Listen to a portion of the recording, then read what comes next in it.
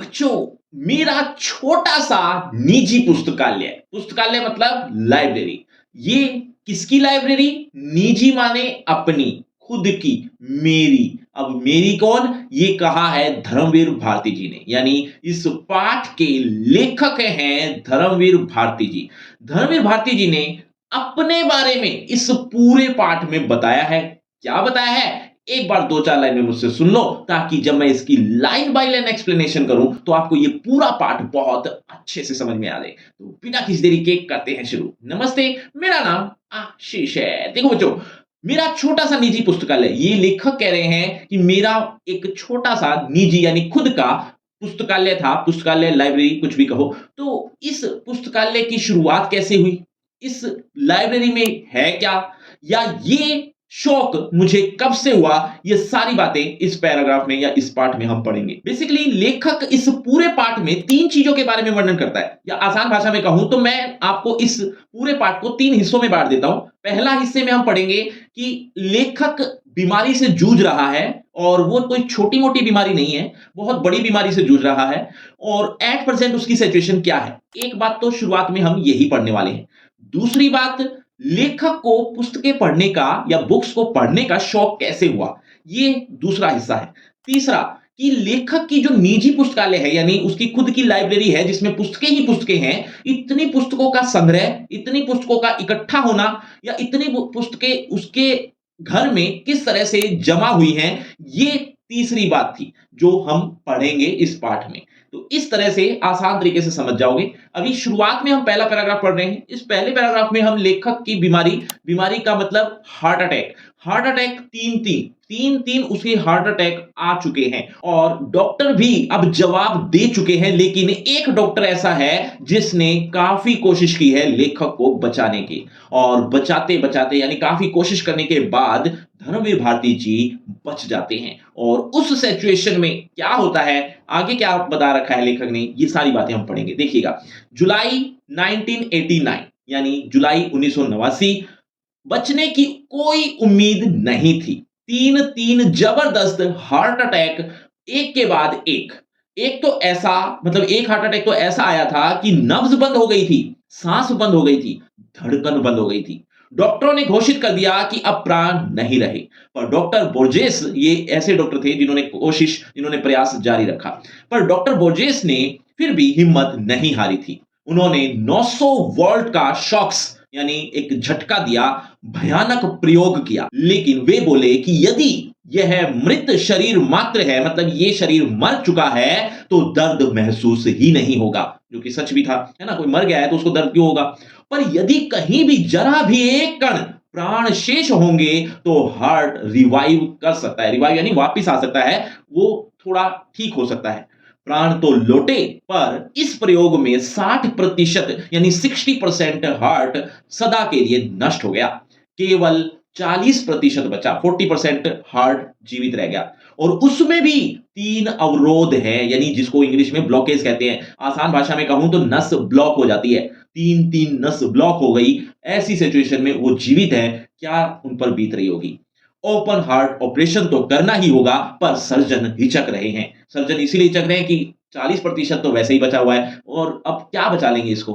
केवल 40% हार्ट है। ऑपरेशन के बाद ना रिवाइव हुआ तो तय हुआ कि अन्य विशेषज्ञों की राय ले ली जाए, तब कुछ दिन बाद ऑपरेशन की सोचेंगे। मतलब क्या हुआ कि अभी उनके साथ ये सिचुएशन हो गई कि जैसे तैसे वो बच तो गए, 40% उनका हार्ट अभी भी बचा हुआ है, लेकिन तीन तीन ब्लॉकेज है।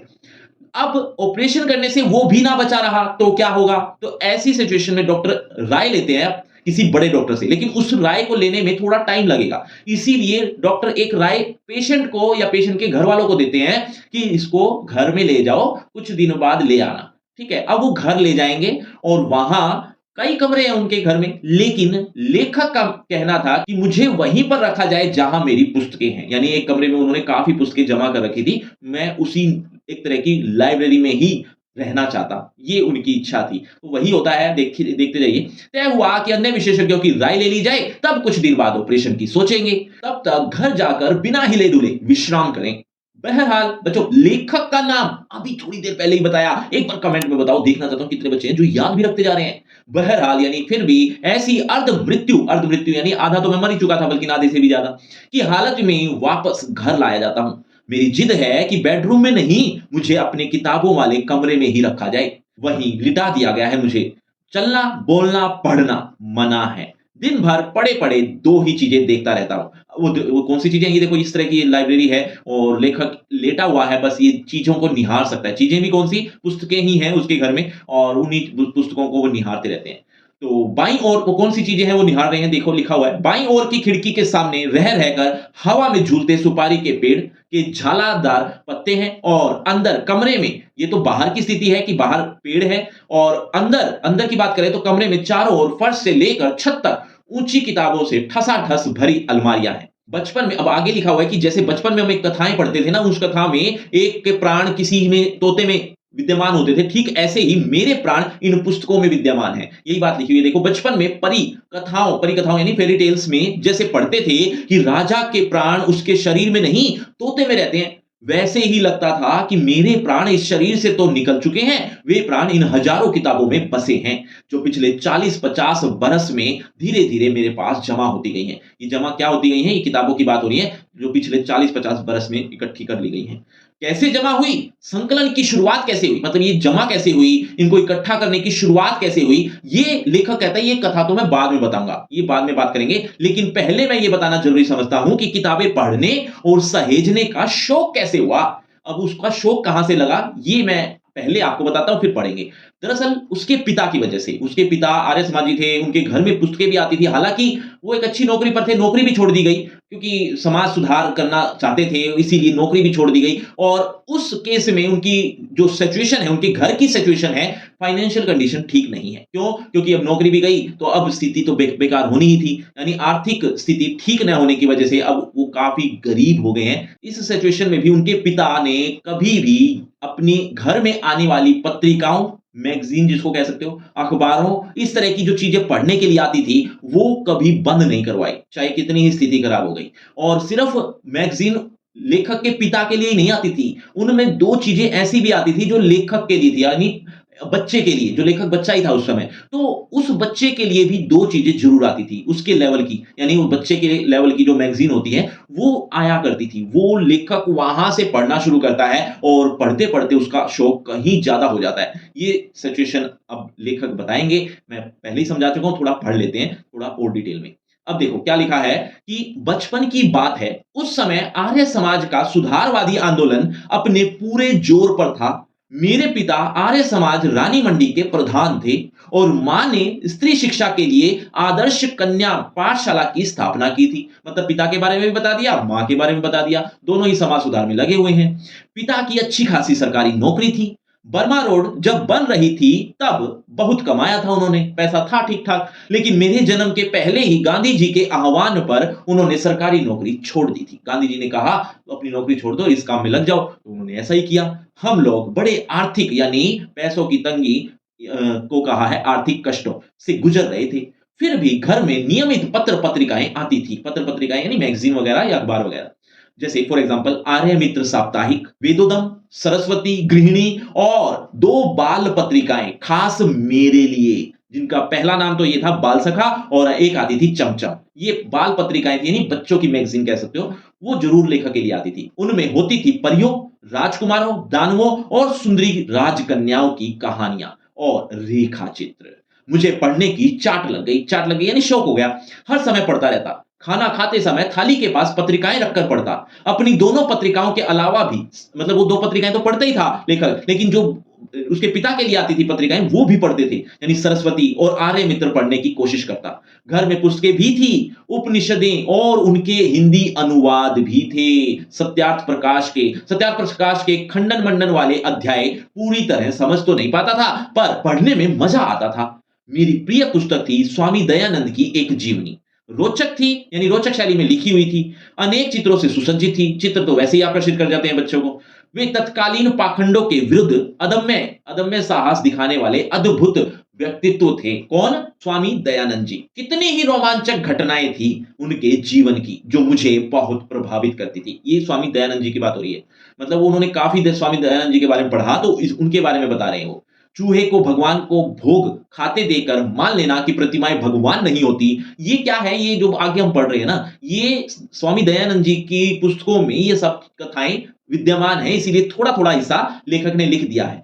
चूहे को भगवान का भोग खाते देखकर मान लेना कि प्रतिमाएं भगवान नहीं होती, घर छोड़कर भाग जाना, तमाम तीर्थों, जंगलों, गुफाओं, हिम शिखरों पर साधुओं के बीच घूमना और हर जगह इनकी तलाश करना कि भगवान क्या है, सत्य क्या है, जो भी समाज विरोधी, मनुष्य विरोधी मूल्य हैं, रूढ़ियां हैं, उनका खंडन करना और अंत में अपने से हारे को क्षमा कर उसे सहारा देना, यह सब मेरे बाल मन को बहुत रोमांचित करता। मैं अब ये जो 4-5 पंक्तियां पढ़ गया हूं, ये स्वामी दयानंद की ही जीवनियां हैं, उन्हीं की कहानी है, उन्होंने ये सब चीजें की हैं। ठीक है, चलिए, जब इस सब से थक जाता तब फिर बाल सखा और चमचम की पहली पढ़ी हुई की कथाएं दोबारा पढ़ता। मतलब जब मैं इनसे बोर हो जाता तब मैं अपनी ही किताबें यानी अपनी ही पत्रिकाएं पढ़ने लग जाता। बच्चों, कितने वोल्ट का शौक दिया था, अभी तो बताया थोड़ी देर पहले, लेखक को दिया ना, कितने वोल्ट का था, एक बार कमेंट कर दो, देखना चाहता हूं कितने बच्चे ऐसे हैं जो बहुत बहुत बहुत ध्यान से सुन रहे हैं।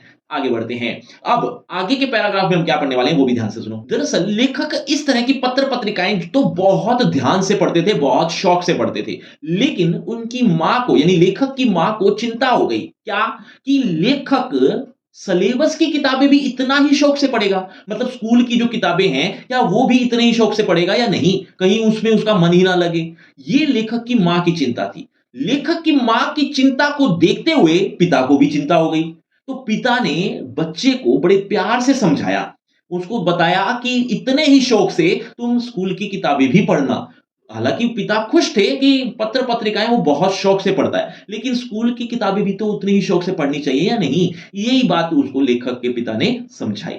ठीक है, इसके बाद अब स्थिति ये हुई कि लेखक के पिता को एक चिंता और सता रही थी। क्या कि ये अगर स्कूल जाएगा तो बिगड़ जाएगा, बिगड़ जाएगा, इसीलिए उसको स्कूल में ही नहीं डाला, बस स्कूल की किताबें घर पर ही पढ़ाते रहे। कुछ टीचर खुद बन गए, कुछ किसी और ने पढ़ा दिया, मतलब इस तरह की जैसे तैसे काम चला लिया। यहां तक कि फर्स्ट में भी, यहां तक कि सेकंड में भी। थर्ड क्लास में वो पहली बार स्कूल जाते हैं, और स्कूल जाते हैं थर्ड क्लास में तो अच्छे खासे नंबर आ जाते हैं उनके, फोर्थ में भी नंबर आ जाते हैं, और पांचवी क्लास में तब तो उन्होंने हद ही कर दी, यानी पांचवी क्लास में वो फर्स्ट आते हैं और सबसे ज्यादा नंबर आते हैं उनके इंग्लिश में। इंग्लिश में इतने अच्छे नंबर पाकर वो बहुत खुश होते हैं और उनको इनाम भी मिलता है। इनाम क्या मिलता है? इनाम उनके ही मुताबिक यानी 2 किताबें दे दी जाती हैं। वो 2 किताबें कौन कौन सी थी वो पढ़ेंगे आगे हम। चलिए, जितना पढ़ा जितना समझा वो पढ़ लेते हैं। मां स्कूली पढ़ाई पर जोर देती, चिंतित रहती कि लड़का कक्षा की किताबें नहीं पढ़ता, पास कैसे होगा, कहीं खुद साधु बनकर घर से भाग गया तो। पिता कहते जीवन में यही पढ़ाई काम आएगी, पढ़ने दो। मतलब पिता तो एग्री थे, लेकिन मां की चिंता थी। मैं स्कूल नहीं भेजा गया था, शुरू की पढ़ाई के लिए घर पर मास्टर रखे गए थे। पिता नहीं चाहते थे कि ना समझ उम्र में मैं गलत संगति में पढ़कर गाली गलौज सीखूं, बुरे संस्कार ग्रहण करूं। अतः मेरा नाम लिखाया गया। जब मैं कक्षा 2 तक की पढ़ाई घर पर कर चुका था तब लिखवाया। तीसरे दर्जे में मैं भर्ती हुआ। उस दिन शाम को पिता उंगली पकड़कर मुझे घुमाने ले गए, समझाने के लिए, एक्चुअली में समझाना था उन्होंने। लोकनाथ की एक दुकान ताजा अनार की शरबत मिट्टी के कुल्हड़ में पिलाया और सिर पर हाथ रखकर बोले, वायदा करो कि पाठ्यक्रम यानी सिलेबस की किताबें भी इतने ही ध्यान से पढ़ोगे, मां की चिंता मिटाओगे। उनका आशीर्वाद था या मेरा जी तोड़ परिश्रम कि तीसरे चौथे यानी तीसरी क्लास और चौथी क्लास में मेरे अच्छे नंबर आए और पांचवें में तो मैं फर्स्ट आया। मां ने आंसू भरकर गले लगा लिया। पिता मुस्कुराते रहे, कुछ बोले नहीं। चूंकि अंग्रेजी में मेरे नंबर सबसे ज्यादा थे, अतः स्कूल से इनाम में 2 अंग्रेजी किताबें मिली थी। एक में 2 छोटे बच्चे घोंसलों की खोज में बागों और कुंजों में भटकते हैं और इस बहाने पक्षियों की जातियों और उनकी बोलियों, उनकी आदतों की जानकारी उन्हें मिलती है। मतलब कहने का मतलब उनको 2 किताबें मिली। एक किताब में तो पक्षियों के बारे में था, जो लेखक को काफी कुछ वहां से मिल गया, मतलब पक्षियों के बारे में जानकारी मिली। दूसरी किताब थी ट्रस्टी द रक, जिसमें पानी के जहाजों की कथाएं थी। कितने प्रकार के होते हैं, कौन कौन सा माल लाद कर लाते हैं, कहां से लाते हैं, कहां ले जाते हैं, नाविकों की जिंदगी कैसे होती है, कैसे कैसे द्वीप मिलते हैं, कहां व्हेल होती है, कहां शार्क होती है, ये सब चीजें दूसरी किताब से मुझे काफी पता चल गया। इन 2 किताबों ने एक नई दुनिया का द्वार मेरे लिए खोल दिया। पक्षियों से भरा आकाश और रहस्यों से भरा समुद्र, मतलब पक्षियों के बारे में भी और समुद्र के बारे में भी मुझे काफी नॉलेज मिली। पिता ने अलमारी के एक खाने से अपनी चीजें हटाकर जगह बनाई और मेरी दोनों किताबें उस खाने में रख कर कहा, आज से यह खाना तुम्हारी अपनी किताबों का। मतलब वहां से शुरुआत होती है उसकी लाइब्रेरी की। लेकिन उससे पहले उसको शौक कैसे हुआ ये आपको पता चल ही गया। यह तुम्हारी अपनी लाइब्रेरी है। यहां से आरंभ हुई उस बच्चे की लाइब्रेरी। बच्चा किशोर हुआ, स्कूल से कॉलेज, कॉलेज से यूनिवर्सिटी गया, यानी धीरे-धीरे बड़ा हुआ। डॉक्टरेट हासिल की यानी पीएचडी भी कर ली। डॉक्टरेट की एक उपाधि होती है, पीएचडी करने के बाद मिल जाती है, यानी डॉक्टर बन जाते हैं। पता ही होगा आपको। यूनिवर्सिटी में अध्यापन किया यानी यूनिवर्सिटी में टीचर भी लग गए, जिसको आप लेक्चरर भी कह सकते हो। अध्यापन छोड़कर इलाहाबाद से बंबई आया। अब उन्होंने भी नौकरी छोड़ दी। वहां नौकरी छोड़कर इलाहाबाद से बंबई आ गए, संपादन करने लगे। संपादन क्या होता है? अखबारों का एडिटर जो होता है वो संपादन करता है। ठीक है, संपादक जिसको कहते हैं, संपादक का काम होता है संपादन करना। चलिए, उसी अनुपात में अपनी लाइब्रेरी का विस्तार करता गया। मतलब कहने का भाव ये था कि इसी तरह से धीरे-धीरे करते-करते मैं अपनी लाइब्रेरी का विस्तार भी करता चला गया। मैं सिर्फ स्कूल से कॉलेज, कॉलेज से यूनिवर्सिटी ऐसे ही नहीं चला जाता। धीरे-धीरे मेरी जो पुस्तकालय है, मतलब मेरी जो लाइब्रेरी है, उसका भी विस्तार होता चला रहा था। बच्चों, स्कूल कौन-सी क्लास में गए थे लेखक? अभी थोड़ी देर पहले बताया था। देखना चाहता हूँ कितने बच्चे हैं जो बहुत-बहुत अच्छे से सुन रहे हैं। एक बार कमेंट करके ज़रूर बताना। पर आप पूछ सकते हैं कि किताबें पढ़ने का शौक तो ठीक, किताबें इकट्ठी करने का सनक क्यों सवार हुआ? मतलब कैसे सवार हो गया? इकट्ठी करना का जो शुरुआत हुई, शौक हुआ, ये कैसे हुआ? मतलब 2 किताबें उन्हें इनाम में मिली थी, वो तो समझ में आ गई, वहां तक तो ठीक था। लेकिन उसके बाद और किताबें, बहुत सारी किताबें, उसका पूरा पुस्तकालय बन गया, ये कैसे हुआ? यही बात अब लेखक बताने वाले हैं। उसका कारण भी बचपन का ही एक अनुभव है। इलाहाबाद भारत के प्रख्यात शिक्षा केंद्रों में एक रहा है। मतलब इलाहाबाद के बारे में आपने सुना और शायद आप में से कई होंगे भी इलाहाबाद से, तो वो तो कमेंट कर ही देंगे। लेकिन एक बात और ध्यान से सुनो, इलाहाबाद भारत के प्रख्यात यानी फेमस शिक्षा केंद्रों में रहा है। मतलब इलाहाबाद में पुस्तकों का, पढ़ाई लिखाई का, यहां तक कि और भी जितनी भी पत्रिकाएं हैं, अखबार हैं, जो पढ़ने लायक चीजें हैं, इन चीजों का विस्तार कहीं कहीं ज्यादा है। आसान भाषा में समझाऊं तो इलाहाबाद में हर जगह आपको लाइब्रेरी देखने को मिल जाएगी। हर जगह, मतलब गली गली में, नुक्कड़ पर भी। तो हर जगह जब लाइब्रेरी है तो पढ़ाई लिखाई का संबंध तो है ना। तो वहीं से वो शुरुआत हुई है उनकी। देखिएगा, वो वहीं पर पले बड़े, या यूं कह सकते हो कि उन्होंने काफी समय वहीं पर बिताया।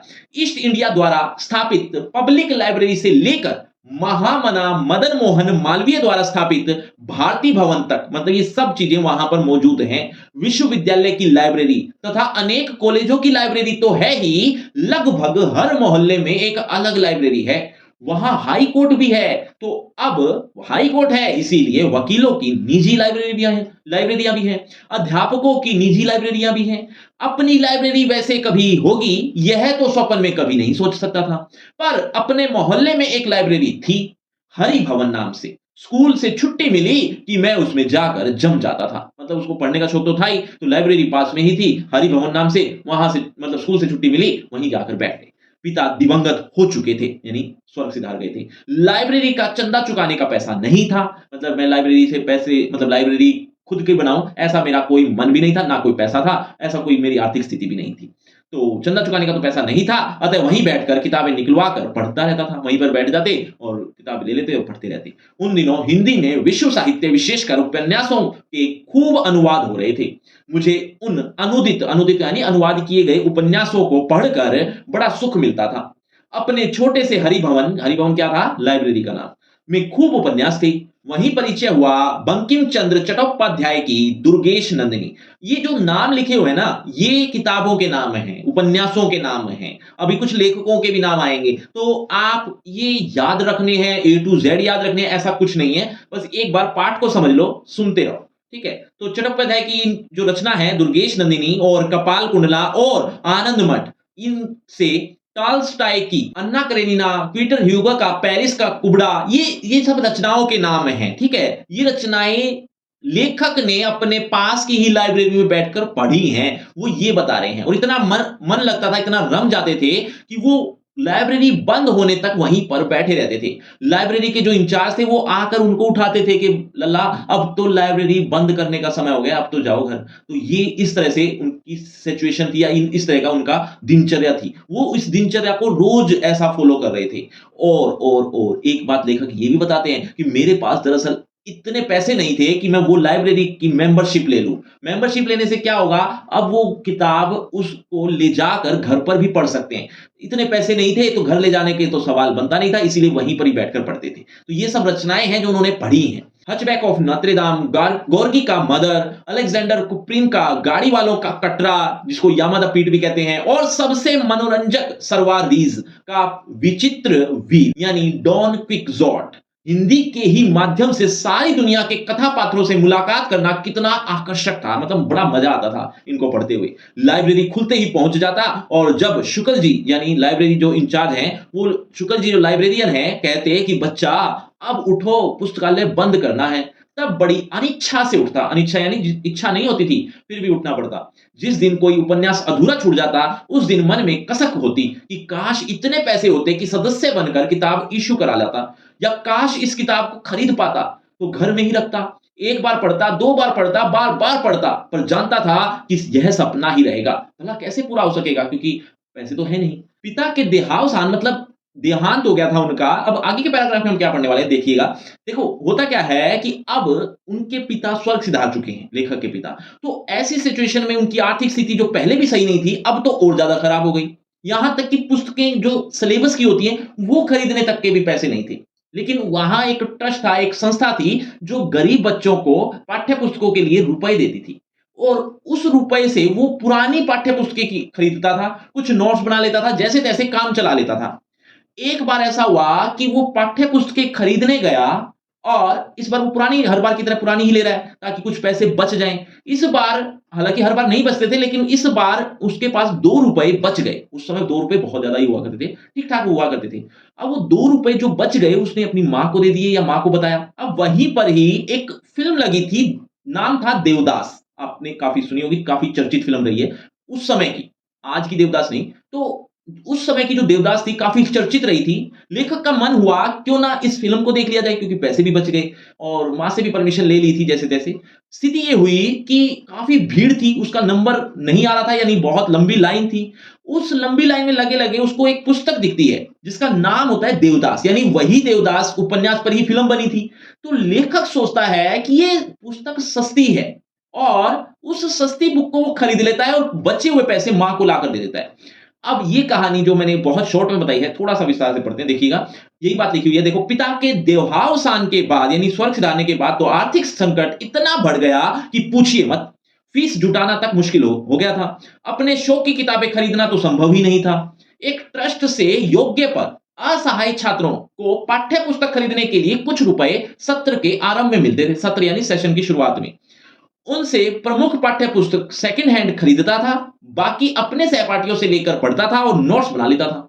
उन दिनों परीक्षा के बाद छात्र अपनी पुरानी पाठ्य पुस्तकें आधे दाम में बेच देते थे, पुरानी पुस्तकें अक्सर ऐसे ही होते हैं, और उसमें आने वाले नए खरीद लेते थे। लेकिन उसे गरीब जो छात्र, विपन्न माने गरीब, गरीब छात्र खरीद लेते। इसी तरह से मैं काम चलाता था। लेकिन फिर भी मैंने जीवन में पहली साहित्यिक पुस्तक अपने पैसों से कैसे खरीदी, यह आज तक याद है। मतलब यही जो फिल्म देवदास की बात कर रहा था मैं। उस साल इंटरमीडिएट पास किया था। पुरानी पाठ्य पुस्तकें बेचकर बीए की पाठ्य पुस्तकें लेने एक सेकंड हैंड बुक शॉप पर गया। उस बार जाने कैसे पाठ्य पुस्तकें खरीद कर भी 2 रुपए बच गए थे। सामने के सिनेमा घर में देवदास लगा था, न्यू थिएटर्स वाला। बहुत चर्चा थी उसकी, लेकिन मेरी मां को सिनेमा देखना बिल्कुल नापसंद था। उसी से बच्चे बिगड़ते हैं। लेकिन उसके गाने सिनेमा गृह के बाहर बजते थे। उसमें सहगल का एक गाना था, क्या दुख के दिन अब बीतत नाही। उसे अक्सर गुनगुनाता रहता था। कभी कभी गुनगुनाते आंखों में आंसू आ जाते थे, जाने क्यों, मतलब पता नहीं क्यों। एक दिन मां ने सुन लिया। मां का दिल तो आखिर मां का दिल। एक दिन बोली, दुख के दिन बीत जाएंगे बेटा, दिन इतना छोटा क्यों करता है। मतलब मां को अब ये नहीं पता कि वो गाना गा रहा है, लेकिन अब वो उसकी जो आवाज सुनती है, वो दुख भरी आवाज में बोल रहा है, तो उसको सांत्वना देती है कि कोई बात नहीं, ये दुख के दिन भी बीत जाएंगे बेटा, दिल कितना क्यों, इतना भी क्यों छोटा करना, धीरज से काम ले। जब उन्हें मालूम हुआ कि यह तो फिल्म देवदास का गाना है, तो सिनेमा की घोर विरोधी मां ने कहा, अपना मन क्यों मारता है, जा जाकर पिक्चर देखा, जा सिमरन जा, जी ले अपनी जिंदगी, पैसे मैं दे दूंगी। मैंने मां को बताया कि किताबें बेचकर 2 रुपए मेरे पास बचे हैं, मतलब पैसों की जरूरत नहीं है मुझे। वे 2 रुपए लेकर मां की सहमति से फिल्म देखने गया। पहला शो छूटने में देर थी। पास में अपनी परिचित किताब की दुकान थी। मतलब अभी पहला शो अभी लगने में थोड़ी सी देर थी, तो मैं पास की परिचित किताब की दुकान में चला गया, वहीं चक्कर लगाने लगा। सहसा माने अचानक, अचानक देखा काउंटर पर एक पुस्तक रखी है, देवदास। मतलब जो फिल्म लगी है वही उपन्यास सामने रखा हुआ है। वो लिखा किसने था? लेखक शरद चंद्र चट्टोपाध्याय ने। तो ये एक्चुअल में देवदास के राइटर हैं। तो ये बुक थी, पहले उपन्यास था, उस उपन्यास पर फिल्म बनी है देवदास। एक बार नहीं, दो बार नहीं, बल्कि तीन तीन बार बन चुकी है। दाम केवल 1 रुपया था। मतलब किसका? इस बुक का, इस देवदास का 1 रुपया उसे मिला। सॉरी, 1 रुपया खरीदने की उसकी कीमत थी। मैंने पुस्तक उठाकर उल्टी पलटी तो पुस्तक विक्रेता बोला, तुम विद्यार्थी हो, यही अपनी पुरानी किताबें बेचते हो, हमारे पुराने ग्राहक हो, तुमसे अपना कमीशन नहीं लूंगा, केवल 10 आने में यह किताब दे दूंगा। मतलब जो किताब की कीमत 1 रुपया थी, वो अब दुकानदार 10 आने में देने के लिए तैयार हो गया है। अब 10 आने कितने होते हैं? दरअसल 1 रुपए में 16 आने होते हैं। ठीक है, तो अब लगभग 62 पैसे में उसको वो किताब पढ़ रही है, सस्ती मिल रही है, तो वो अब बच जाते हैं। 16 आने होते हैं तो 10 आने उसके चले गए, तो 1 रुपए में भी 4 आने उसके, सॉरी 6 आने उसके बच जाते हैं। और एक्चुअल में उसके पास 2 रुपए थे, तो 1 रुपया 6 आने उसके पास अभी भी बच जाएंगे। देखिएगा, मेरा मन पलट गया, यानी फिल्म देखने आया था, अब उसका मन पलट गया है। कौन देखे 1.5 रुपए में पिक्चर? 1.5 रुपया लग जाता।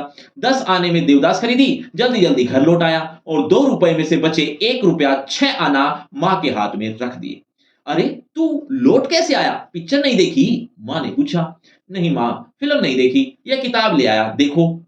मां की आंखों में आंसू आ गए। खुशी के थे या दुख के, यह नहीं मालूम। मतलब वो खुश हो रही थी या दुखी हो रही थी, मुझे नहीं समझ में आया। वह मेरे अपने पैसों से खरीदी मेरी अपनी निजी लाइब्रेरी की पहली किताब थी। बच्चों, इनाम में लेखक को कितनी किताबें मिली थी? एक बार जल्दी से कमेंट कर दो, देखना चाहता हूं कितने बच्चे हैं जो अभी तक भी बहुत बहुत ध्यान से सुन रहे हैं। आगे देखिए, आज जब अपने पुस्तक संकलन पर नजर डालता हूं, संकलन माने इकट्ठा करना, पुस्तकों जो वहां इकट्ठी हो जाए उसको कहते हैं पुस्तकों का संकलन करना। तो जो इतनी सारी पुस्तकें हैं उस पर मैं जब नजर मारता हूं, जिसमें हिंदी अंग्रेजी के उपन्यास भी हैं, नाटक भी हैं, कथा संकलन भी हैं, जीवनियां भी हैं, संस्मरण भी, इतिहास, कला, पुरातत्व, राजनीति की हजार पुस्तकें हैं, मतलब बहुत सारी पुस्तकें हैं, तब कितनी शिद्दत से याद आती है अपनी वह पहली पुस्तक की खरीदारी। रेनर मारिया रिल्के, स्टीफेन, मतलब ये अब लेखकों के यानी राइटर्स के नाम हैं, बहुत सारे हैं। मैं पढ़ रहा हूं, ध्यान से सुनते रहना। ये राइटर्स के नाम बताकर लेखक क्या कहना चाह रहा है वो भी बताऊंगा, लेकिन पहले पढ़ लेते हैं। Rainer Maria Rilke, Stefan Zweig, Maupassant Chekhov, Tolstoy, Dostoevsky, Mayakovsky, Solzhenitsyn, Stephen Spender, Auden Ezra Pound, Eugene O'Neill, Jean Paul Sartre, Albert Camus, Ionesco के साथ पिकासो, ब्रुगेल, रेम्ब्रांड, हेम्बर, हुसैन तथा हिंदी में कबीर, तुलसी सूर, रसखान, जयसी, प्रेमचंद, पंत, निराला, महादेवी और जाने कितने लेखकों चिंतकों की इन कृतियों के बीच, कृतियां माने ये रचनाओं के बीच, अपने को कितना भरा भरा महसूस करता हूं। मतलब मेरी जान बसती है इन सब में।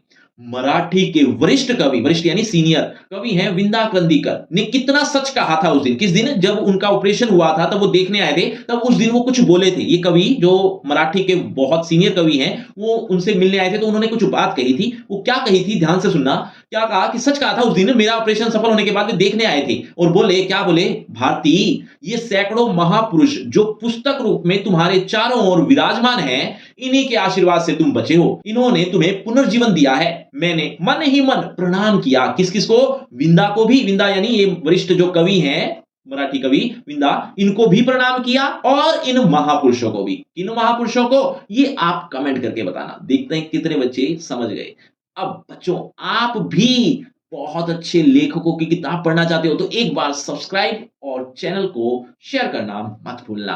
बच्चों, आपको लग रहा है ये चैप्टर खत्म हो गया है? जी नहीं, अभी तो आपको इस चैप्टर के इंपॉर्टेंट क्वेश्चन भी तो चाहिए होंगे, साथ ही एक्सरसाइज क्वेश्चन भी मिलेंगे, एमसीक्यू टाइप क्वेश्चन भी मिलेंगे। लेकिन ये तीनों चीजें मिलेंगी कहां?